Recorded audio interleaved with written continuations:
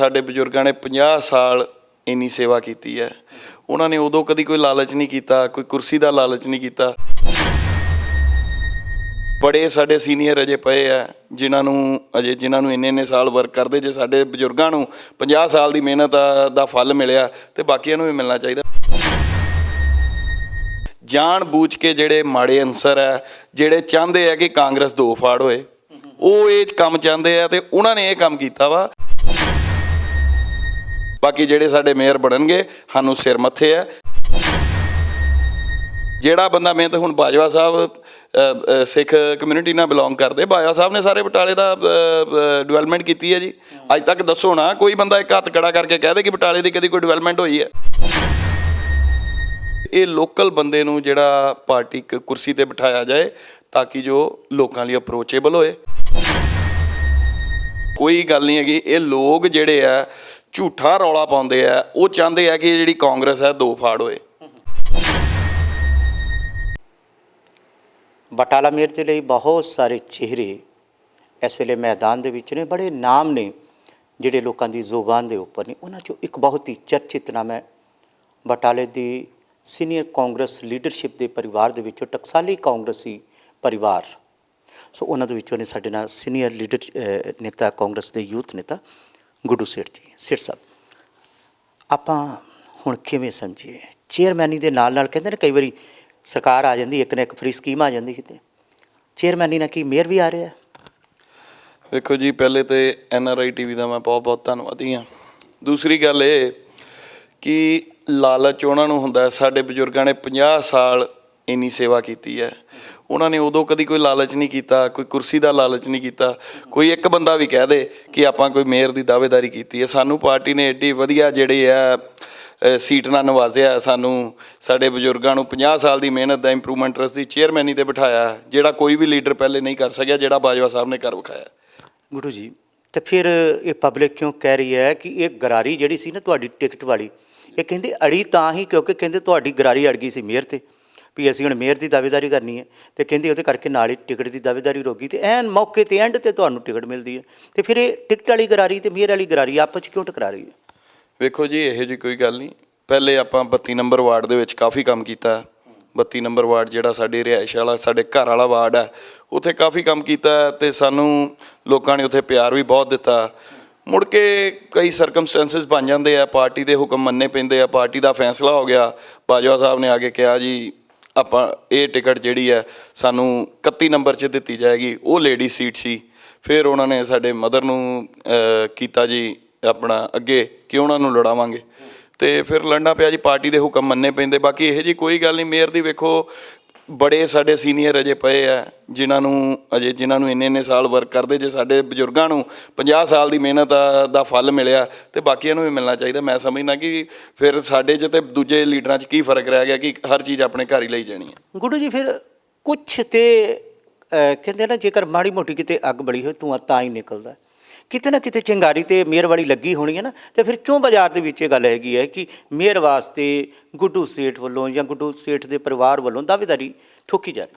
ਜੀ, ਜੇ ਇਹੋ ਜਿਹੀ ਕੋਈ ਗੱਲ ਹੁੰਦੀ ਤਾਂ ਹੁਣ ਨੂੰ ਅਸੀਂ ਭੱਜੇ ਨਾ ਫਿਰਦੇ ਜੀ। ਇਹੋ ਜਿਹੀ ਕੋਈ ਗੱਲ ਨਹੀਂ ਹੈਗੀ। ਇਹ ਲੋਕਾਂ ਨੇ ਜਾਣ ਬੂਝ ਕੇ ਜਿਹੜੇ ਮਾੜੇ ਅਨਸਰ ਹੈ, ਜਿਹੜੇ ਚਾਹੁੰਦੇ ਆ ਕਿ ਕਾਂਗਰਸ ਦੋ ਫਾੜ ਹੋਏ, ਉਹ ਇਹ ਕੰਮ ਚਾਹੁੰਦੇ ਆ ਤੇ ਉਹਨਾਂ ਨੇ ਇਹ ਕੰਮ ਕੀਤਾ ਵਾ। ਅਦਰਵਾਈਜ਼ ਸਾਡੇ ਪਰਿਵਾਰ ਵੱਲੋਂ ਇੱਕ ਵਾਰੀ ਵੀ ਬਾਜਵਾ ਸਾਹਿਬ ਨੂੰ ਜਾਂ ਹਾਈ ਕਮਾਂਡ ਨੂੰ ਨਹੀਂ ਕਿਹਾ ਗਿਆ ਕਿ ਆਪਾਂ ਕੋਈ ਚੀਜ਼ ਚਾਹੁੰਦੇ। ਸਾਨੂੰ ਜੋ ਮਾਨ ਸਤਿਕਾਰ ਬਾਜਵਾ ਸਾਹਿਬ ਦੇ ਸਕਦੇ ਸੀ, ਉਹਨਾਂ ਨੇ ਬਹੁਤ ਵਧੀਆ ਤਰੀਕੇ ਨਾਲ ਦਿੱਤਾ। ਅਸੀਂ ਉਹਨਾਂ ਦੇ ਬਹੁਤ ਬਹੁਤ ਧੰਨਵਾਦੀ ਹਾਂ। ਅੱਛਾ, ਇਹ ਚਰਚਾ ਬੜੀ ਵੱਡੀ ਹੈ। ਕਹਿੰਦੇ ਕਿ ਜਿਹਦਾ ਬੈਗ ਭਾਰਾ ਹੋਏਗਾ ਅਤੇ ਵੱਡਾ ਹੋਏਗਾ, ਜਾਂ ਜਿਹਦਾ ਜੈਕ ਵੱਡਾ ਹੋਏਗਾ, ਕਹਿੰਦੇ ਮੇਅਰ ਦੀ ਕੁਰਸੀ 'ਤੇ ਉਹ ਬੰਦਾ ਫਿੱਟ ਹੋਏਗਾ। ਇਹ ਕੀ ਹੈ? ਇੱਕ ਬੈਗ ਕਲਚਰ ਕੋਈ ਚੱਲਦਾ ਇੱਥੇ ਜਾਂ ਜੈਕ ਕਲਚਰ? ਨਹੀਂ ਜੀ, ਨਹੀਂ, ਇਹੋ ਜਿਹੀ ਕੋਈ ਗੱਲ ਨਹੀਂ। ਇਹ ਸਭ ਰਿਊਮਰਸ ਹੈ।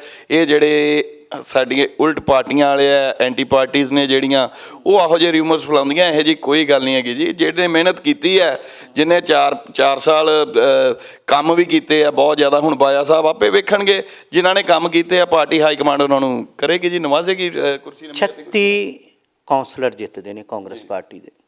ਇਹਨਾਂ 36 ਕੌਂਸਲਰਾਂ 'ਚੋਂ ਗੁੱਡੂ ਸੇਠ ਕਿਹਨੂੰ ਕਾਬਲ ਮੰਨਦਾ ਕਿ ਇਹ ਬੰਦਾ ਜਿਹੜਾ ਇਹਨੂੰ ਪਹਿਲ ਦੇ ਆਧਾਰ 'ਤੇ ਮੇਅਰਸ਼ਿਪ ਜਿਹੜੀ ਹੈ ਉਹ ਦੇਣੀ ਚਾਹੀਦੀ ਜਾਂ ਮੇਅਰ ਦੀ ਸੇਵਾ ਸੌਂਪਣੀ ਚਾਹੀਦੀ? ਵੇਖੋ ਜੀ, ਸਾਡੇ ਬੜੇ ਸੀਨੀਅਰ ਜਿਹੜੇ ਹੈਗੇ ਆ ਉਹਦੇ ਵਿੱਚ ਕਾਫੀ ਸੀਨੀਅਰ ਆ ਸਾਡੇ, ਅਸੀਂ ਤਾਂ ਇਹੀ ਕਹਿੰਦੇ ਕਿ ਸਾਡੇ ਧੜੇ ਦਾ ਬੰਦਾ ਬਣਨਾ ਚਾਹੀਦਾ ਜੀ। ਉਹ ਬਾਜਵਾ ਸਾਹਿਬ ਹਾਈ ਕਮਾਂਡ ਕੋਈ ਵੀ ਚੁਣੇ, ਅਸੀਂ ਸਿਰ ਮੱਥੇ ਆ ਜੀ, ਅਸੀਂ ਉਹਨਾਂ ਦੇ ਸਿਪਾਹੀ ਹਾਂ ਬਾਜਵਾ ਸਾਹਿਬ ਦੇ, ਅਸੀਂ ਉੱਦਾਂ ਹੀ ਕੰਮ ਕਰਦੇ ਰਵਾਂਗੇ ਜੀ। ਅਸੀਂ ਸਮਾਂ ਬਟਾਲੇ ਲਈ ਜਦੋਂ ਕਾਰਪੋਰੇਸ਼ਨ ਬਣੀ ਹੈ ਹੋਰ ਜ਼ਿਆਦਾ ਫੰਡ ਆਉਣਾ ਹੈ, ਬਾਕੀ ਵੀ ਹੋਰ ਜਿਹੜੇ ਬਟਾਲੇ ਦੇ ਕੰਮ ਹੋਣ ਵਾਲੇ ਆ, ਉਹ ਬਾਜਵਾ ਸਾਹਿਬ ਨੇ ਕਿਹਾ ਕਿ ਮੈਂ ਜਿਹੜੀ ਕੰਮਾਂ ਦੀ ਸਪੀਡ ਨਹੀਂ ਰੋਕਣੀ, ਤੇ ਆਪਾਂ ਉਹਨਾਂ ਨਾਲ ਮੋਢਾ ਲਾ ਕੇ ਜਿੰਨੇ ਜੋਗੇ ਆ ਉਹਨਾਂ ਨਾਲ ਖੜੇ ਆ, ਸਾਰਾ ਪਰਿਵਾਰ ਉਹਨਾਂ ਨਾਲ ਖੜੇ ਆ। ਬਾਕੀ ਜਿਹੜੇ ਸਾਡੇ ਮੇਅਰ ਬਣਨਗੇ ਸਾਨੂੰ ਸਿਰ ਮੱਥੇ ਆ, ਕਿਸੇ ਦੀ ਕੋਈ ਕੰਟਰੋਵਰਸੀ। ਗੁੱਡੂ ਜੀ ਬੜੀ ਬਾਰੀਕੀ ਦੇ ਨਾਲ ਨਾ ਤੁਸੀਂ ਜਦੋਂ ਇੱਕ ਬਹੁਤ ਹੀ ਸੈੱਟ ਬੱਲੇਬਾਜ਼ ਹੁੰਦਾ ਨਾ ਤੇ ਉਹ ਜਿਹੋ ਜਿਹੀ ਮਰਜ਼ੀ ਬਾਲ ਖੇਡ ਜਾਂਦਾ। ਵੈਸੇ ਤੁਸੀਂ ਹਰ ਸਵਾਲ ਦਾ ਜਵਾਬ ਬੜੇ ਤਰੀਕੇ ਨਾਲ ਦੇ ਰਹੇ ਹੋ। ਮੈਂ ਤੁਹਾਨੂੰ ਇਹ ਪੁੱਛਿਆ ਵੀ ਇਹਨਾਂ 36 ਕਾਉਂਸਲਰਾਂ 'ਚੋਂ ਕੋਈ ਤੇ ਇੱਕ ਕਾਉਂਸਲਰ ਐਸਾ ਤੁਹਾਨੂੰ ਜੱਚ ਰਿਹਾ ਹੋਏਗਾ ਨਾ ਵੀ ਇਹ ਕਾਉਂਸਲਰ ਹੈ ਕਾਬਲ? ਨਹੀਂ ਜੀ, ਵੇਖੋ ਗੱਲ ਇਹ ਕਿ ਜਿਹੜਾ ਚਰਚਾ ਦੇ ਨਾਮਾਂ ਦੀ ਗੱਲ ਕਰੀਏ, ਸਾਡੇ ਸੁਖ ਤੇਜਾ ਜੀ ਨੇ, ਸਰੀਨ ਸਾਹਿਬ ਨੇ, ਵੇਖੋ ਉਹਨਾਂ 'ਚੋਂ ਵੇਖੋ ਸਾਡੇ ਧੜੇ ਦੇ ਆ, ਸਾਡੇ ਵੱਡੇ ਆ, ਉਹਨਾਂ ਨੇ ਸ਼ਹਿਰ ਲਈ ਕੰਮ ਕੀਤੇ ਦੇ ਆ। ਉਹਨਾਂ 'ਚੋਂ ਜਿਹਨੂੰ ਮਰਜ਼ੀ ਮਿਲੇ ਜੀ, ਸਾਡੇ ਸਿਰ ਮੱਥੇ ਆ ਜੀ।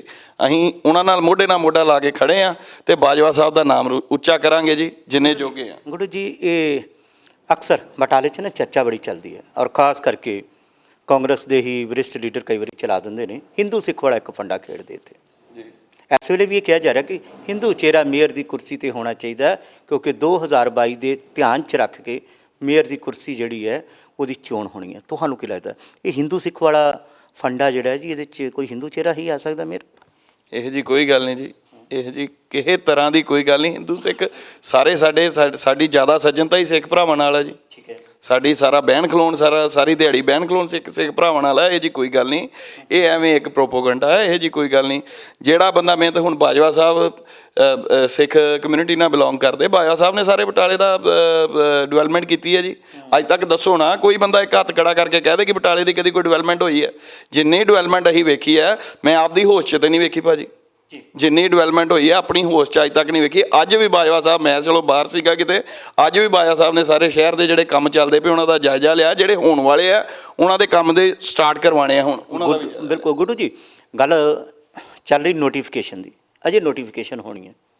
ਨੋਟੀਫਿਕੇਸ਼ਨ ਤੋਂ ਬਾਅਦ ਕਈ ਜਿਹੜੇ ਨੇ ਪਹਿਲੂ ਆਣੇ ਨੇ, ਨੋਟੀਫਿਕੇਸ਼ਨ ਹੋਣੀ ਔਰ ਕਈ ਤਰ੍ਹਾਂ ਦੀਆਂ ਹਲਚਲਾਂ ਤੇਜ਼ ਹੋਣੀਆਂ। ਜੇਕਰ ਇਹ ਲੇਡੀ ਰਿਜ਼ਰਵ ਹੋ ਜਾਂਦੀ ਹੈ ਜੀ, ਤਾਂ ਲੇਡੀ ਰਿਜ਼ਰਵ ਦੇ ਵਿੱਚ ਤੁਸੀਂ ਕਿਹਨੂੰ ਮੰਨਦੇ ਹੋ ਕਿ ਕਿਹੜੀ ਮਹਿਲਾ ਇਸ ਸੀਟ ਦੇ ਕਾਬਲ ਹੈ? ਵੇਖੋ ਜੀ, ਕਾਬਲ ਤੇ ਜਿਹੜੇ ਇਲੈਕਸ਼ਨ ਲੜੇ ਸਾਰੇ ਹੀ ਹੈ ਜੀ, ਉਹ ਕਾਬਲ ਸੀ ਤੇ ਉਹਨਾਂ ਨੇ ਇਲੈਕਸ਼ਨ ਲੜੇ। ਤੁਹਾਡੀ ਪਾਰਖੂ ਨਜ਼ਰ ਮੈਂ ਦੇਖਣਾ ਚਾਹੁੰਦਾ ਕਿ ਆਪਾਂ ਮੰਨਦੇ ਹਾਂ ਕਿ ਜਿਹੜੇ ਅੰਮ੍ਰਿਤਸਰ ਤੋਂ ਅਸ਼ਵਨੀ ਸੇਖੜੀ ਜਿਹੜੇ ਉਹਨਾਂ ਦੇ ਸਿਸਟਰ ਆਏ ਨੇ, ਨਵੀਨ ਨਈਅਰ, ਉਹਨਾਂ ਦੀ ਇਹ ਜ਼ਿੰਮੇਵਾਰੀ ਬਣਦੀ, ਜੇਕਰ ਜਿਵੇਂ ਉਹ ਵੀ ਦਾਅਵਾ ਕਰ ਚੁੱਕੇ ਹੈ ਕਿ ਗੁਰੂ ਨਾਨਕ ਦੇਵ ਜੀ ਦਾ ਹਵਾਲਾ ਦੇ ਕੇ, ਮਾਤਾ ਸੁਲੱਖਣੀ ਦਾ ਹਵਾਲਾ ਦੇ ਕੇ ਉਹਨਾਂ ਨੇ ਗੱਲ ਕੀਤੀ ਸੀ ਅਸ਼ਵਨੀ ਸੇਖੜੀ ਨੇ ਸਾਡੀ ਇੰਟਰਵਿਊ ਦੇ ਵਿੱਚ। ਤੇ ਜੇਕਰ ਇਹ ਰਿਜ਼ਰਵ ਹੁੰਦੀ ਹੈ ਤੇ ਲੱਗਦਾ ਤੁਹਾਨੂੰ ਕਿ ਅਸ਼ਵਨੀ ਸੇਖੜੀ ਉਹਨਾਂ ਦੇ ਘਰ ਜਾ ਸਕਦੀ? ਨਹੀਂ ਜੀ, ਇਹ ਪਾਰਟੀ ਹਾਈ ਕਮਾਂਡ ਦਾ ਫੈਸਲਾ ਹੈ। ਜੋ ਪਾਰਟੀ ਹਾਈ ਕਮਾਂਡ ਫੈਸਲਾ ਕਰੇਗੀ ਉਹ ਸਿਰ ਮੱਥੇ ਹੈ ਜੀ, ਜੋ ਪਾਰਟੀ ਹਾਈ ਕਮਾਂਡ ਦਾ। ਵੈਸੇ ਇਹ ਜਿਹੜੀ ਹੈ, ਕਿਉਂਕਿ ਬਟਾਲਾ ਸ਼ਹਿਰ ਜਿਹੜਾ ਹੈ ਮਤਲਬ ਅਜੇ ਕਾਫੀ ਕੰਮ ਜਿਹੜੇ ਹੋਣ ਵਾਲੇ ਵੀ ਹੈ, ਤੇ ਇਹ ਲੋਕਲ ਬੰਦੇ ਨੂੰ ਜਿਹੜਾ ਪਾਰਟੀ ਕੁਰਸੀ ਤੇ ਬਿਠਾਇਆ ਜਾਏ ਤਾਂ ਕਿ ਜੋ ਲੋਕਾਂ ਲਈ ਅਪਰੋਚੇਬਲ ਹੋਏ ਤੇ ਲੋਕ ਜਾ ਕੇ ਆਪਣੇ ਕੰਮ ਕਰਾ ਸਕਣ। ਜਨਰਲ ਦੀ ਗੱਲ ਕਰੀਏ ਤਾਂ ਜਨਰਲ ਦੇ ਵਿੱਚ ਤੁਸੀਂ ਦੋ ਨਾਂ ਲੈ ਦਿੱਤੇ ਨੇ। ਪਹਿਲਾ ਨਾਂ ਲਿਆ ਤੁਸੀਂ ਸੁਖਦੀਪ ਸਿੰਘ ਤੇਜਾ ਦਾ ਔਰ ਦੂਸਰਾ ਨਾਂ ਲਿਆ ਤੁਸੀਂ ਸੁਨੀਲ ਸਰੀਨ ਦਾ। ਸੋ ਇਹ ਜਨਰਲ 'ਚ ਆ ਗਏ। ਅਗਰ ਰਿਜ਼ਰਵ ਦੀ ਗੱਲ ਕਰੀਏ, ਕੋਈ ਐਸਸੀ ਰਿਜ਼ਰਵ ਹੋ ਗਿਆ ਜਾਂ BC ਰਿਜ਼ਰਵ ਹੋ ਗਈ, ਫਿਰ ਕਿਹੜਾ ਚਿਹਰਾ ਤੁਹਾਨੂੰ ਲੱਗਦਾ ਕਿ ਇੱਥੇ ਫਿੱਟ ਹੋਏਗਾ?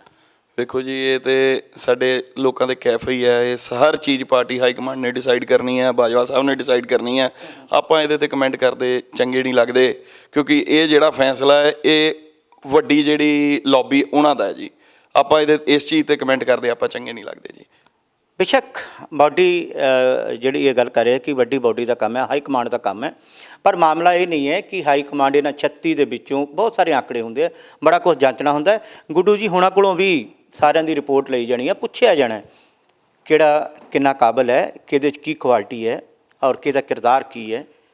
ਸੋ ਇਹਨਾਂ ਸਾਰੀਆਂ ਚੀਜ਼ਾਂ ਨੂੰ ਧਿਆਨ 'ਚ ਰੱਖਿਆ ਜਾਣਾ। ਪਰ ਵੱਡੀ ਗੱਲ ਸੀ ਕਿ ਇਹ ਜੋ ਸੇਠ ਪਰਿਵਾਰ ਹੈ ਕਿ ਚੇਅਰਮੈਨੀ ਤੋਂ ਬਾਅਦ ਮੇਅਰ ਵਾਲੀ ਕੁਰਸੀ ਵੀ ਕਿ ਸੇਠ ਪਰਿਵਾਰ ਦੇ ਘਰ ਜਾ ਰਹੀ ਹੈ। ਸੋ ਇਹੀ ਜਾਣਨਾ ਬੇਹੱਦ ਜ਼ਰੂਰੀ ਸੀ। ਇੱਕ ਵਾਰੀ ਇਹਦੇ 'ਤੇ ਜ਼ਰੂਰ ਖੁਲਾਸਾ ਹੋ ਜਾਵੇ। ਨਹੀਂ ਜੀ, ਇਹੋ ਜਿਹੀ ਕੋਈ ਗੱਲ ਨਹੀਂ ਹੈਗੀ। ਨਾ ਹੀ ਅਜੇ ਤੱਕ ਕਿਸੇ ਨੂੰ ਕਿਹਾ ਨਾ ਕਹਿਣਾ ਕਿਉਂਕਿ ਅਸੀਂ ਬੜੀ ਵਧੀਆ ਕੁਰਸੀ ਤੇ ਬੈਠੇ ਆ। ਬਾਜਵਾ ਸਾਹਿਬ ਨੇ ਇਹ ਇੱਜ਼ਤ, ਇਹ ਕੁਰਸੀਆਂ ਇੱਜ਼ਤ ਹੁੰਦੀ ਹੈ ਜੀ। ਸਾਨੂੰ ਬਾਜਵਾ ਸਾਹਿਬ ਨੇ ਬੜੀ ਇੱਜ਼ਤ ਦਿੱਤੀ ਹੈ। ਇੰਪਰੂਵਮੈਂਟ ਟਰਸਟ ਜਿਹੜੀ ਹੈ, ਇਹ ਪਹਿਲੀ ਜਿਹੜੀ ਸਾਡੀ ਇੰਪਰੂਵਮੈਂਟ ਟਰਸਟ ਦੀ ਜਿਹੜੀ ਅਨਾਊਂਸਮੈਂਟ ਆ, ਸਾਡੀ ਪਹਿਲੀ ਅਨਾਊਂਸਮੈਂਟ ਹੋਈ ਸੀ ਜੀ। ਸਾਨੂੰ ਤੇ 2 ਸਾਲ ਹੋ ਗਏ ਆ ਉੱਥੇ ਬੈਠਿਆਂ। ਬਾਜਵਾ ਸਾਹਿਬ ਨੇ ਬੜੀ ਇੱਜ਼ਤ ਦਿੱਤੀ ਹੈ। ਸਾਡੇ ਵੱਲੋਂ ਇਹੋ ਜਿਹਾ ਕੋਈ ਗੱਲ ਨਹੀਂ ਹੈਗੀ। ਇਹ ਲੋਕ ਜਿਹੜੇ ਆ ਝੂਠਾ ਰੌਲਾ ਪਾਉਂਦੇ ਆ, ਉਹ ਚਾਹੁੰਦੇ ਆ ਕਿ ਜਿਹੜੀ ਕਾਂਗਰਸ ਹੈ 2 ਫਾੜ ਹੋਏ। ਪਰ ਅਸੀਂ ਜੇ ਸੁੱਖ ਭਾਜੀ ਨੂੰ ਮਿਲਦੀ ਹੈ ਤੇ ਅਸੀਂ ਉਹਨਾਂ ਨਾਲ ਵੀ ਖੜੇ ਹਾਂ, ਜੇ ਸਰੀਨ ਸਾਹਿਬ ਨੂੰ ਮੇਅਰ ਦੀ ਕੁਰਸੀ ਮਿਲਦੀ ਤੇ ਅਸੀਂ ਉਹਨਾਂ ਨਾਲ ਵੀ ਖੜੇ ਹਾਂ। ਇਹ ਸਾਡੇ ਧੜੇ 'ਚ ਰਹਿਣੀ ਚਾਹੀਦੀ ਹੈ ਤੇ ਬਾਕੀ ਕਾਂਗਰਸ ਦੇ ਧੜੇ 'ਚ ਰਹਿਣੀ ਚਾਹੀਦੀ ਹੈ। ਬਾਕੀ ਜਿਹੜੇ ਕੰਮ ਹੋਣ ਵਾਲੇ ਆ ਬਟਾਲੇ ਦੇ, ਉਹ ਬਾਜਵਾ ਸਾਹਿਬ ਅੱਗੋਂ ਵੀ ਤਗੜੇ ਹੋ ਕੇ ਕਰਾਉਣਗੇ ਤੇ ਅਸੀਂ ਉਹਨਾਂ ਦੇ ਨਾਲ ਖੜੇ ਹਾਂ। ਬਹੁਤ ਬਹੁਤ ਸ਼ੁਕਰੀਆ ਗੁੱਡੀ ਜੀ ਤੁਹਾਡਾ ਵੀ। ਔਰ ਅਸੀਂ ਆਪਣੇ ਦਰਸ਼ਕਾਂ ਨੂੰ ਇਹ ਦੱਸ ਦਿੰਦੇ ਕਿ ਇਹ ਜੋ ਮੇਅਰ ਦੀ ਕੁਰਸੀ ਹੈ, ਇਹ ਗੁੱਡੂ ਹੋਣਾ ਦਾ ਕਹਿਣਾ ਕਿ ਉਹਨਾਂ ਦੇ ਧੜੇ ਦੇ ਵਿੱਚ ਰਵੇ। ਆਗੂ ਜਿਹੜਾ ਵੀ ਹਾਈ ਕਮਾਂਡ ਦੇਗੀ ਉਹਦਾ ਉਸੇ ਹੀ ਤਰ੍ਹਾਂ ਰਿਗਾਰਡ ਔਰ ਮਾਨ ਸਨਮਾਨ ਹੋਏਗਾ। ਬਾਕੀ ਰਹੀ ਗੱਲ ਸ਼ਰਾਰਤੀ ਅਨਸਰਾਂ ਦੀ, ਔਰ ਜਿਹੜੇ ਇਹ ਅਫਵਾਹਾਂ ਫੈਲਾ ਕੇ ਖੁਸ਼ ਹੋ ਰਹੇ ਨੇ ਕਿ ਸ਼ਾਇਦ ਇਹਦੇ ਨਾਲ ਕਾਂਗਰਸ 'ਚ ਫੁੱਟ ਪੈ ਜਾਏਗੀ, ਕਾਂਗਰਸ ਕਮਜ਼ੋਰ ਹੋ ਜਾਏਗੀ, 2022 ਆਉਂਦਿਆਂ ਤੱਕ ਸ਼ਾਇਦ ਕਿਸੇ ਤਰ੍ਹਾਂ ਦਾ ਖੋਰਾ ਲੱਗ ਜਾਏਗਾ, ਸ਼ਾਇਦ ਉਹਨਾਂ ਦੇ ਸੁਪਨੇ ਧਰੇ ਧਰਾਏ ਰਹਿ ਜਾਣੇ ਨੇ। ਐਸੇ ਕੁਛ ਵੀ ਹੋਣ ਵਾਲਾ ਨਹੀਂ। ਸੋ ਅਸੀਂ ਹਰੇਕ ਉਸ ਕੈਂਡੀਡੇਟ ਕੋ ਜਾ ਰਹੇ ਹਾਂ ਜਿਨ੍ਹਾਂ ਤੋਂ ਦਾਅਵਾ ਹੋ ਰਿਹਾ ਕਿ ਉਹ ਮੇਅਰ ਵਾਸਤੇ ਦਾਅਵੇਦਾਰੀ ਪੇਸ਼ ਕਰੇ, ਪਰ ਗੁੱਡੂ ਪਰਿਵਾਰ ਵੱਲੋਂ, ਗੁੱਡੂ ਸੇਠ ਪਰਿਵਾਰ ਵੱਲੋਂ ਇੱਦਾਂ ਦੀ ਕੋਈ ਦਾਅਵੇਦਾਰੀ ਨਹੀਂ ਹੈ। ਬਾਕੀ ਆਉਣ ਵਾਲਾ ਸਮਾਂ ਦੱਸੇਗਾ ਕਿ ਕੌਣ ਬਟਾਲਾ ਦਾ ਮੇਅਰ ਹੋਏਗਾ, ਕਿਉਂਕਿ ਨੋਟੀਫਿਕੇਸ਼ਨ ਜਾਰੀ ਹੋਏਗੀ। ਨੋਟੀਫਿਕੇਸ਼ਨ ਤੋਂ ਬਾਅਦ ਹੀ ਅੱਧ ਪਚੱਧ ਉਦੋਂ ਹੀ ਕਲੀਅਰ ਹੋ ਜਾਏਗਾ। ਅਸੀਂ ਉਦੋਂ ਵੀ ਤੁਹਾਨੂੰ ਅਪਡੇਟ ਦੇਵਾਂਗੇ। ਦੇਖਦੇ ਰਹੋ ਹੱਕ ਸੱਚ ਦੀ ਆਵਾਜ਼ ਦਾ TV NRI।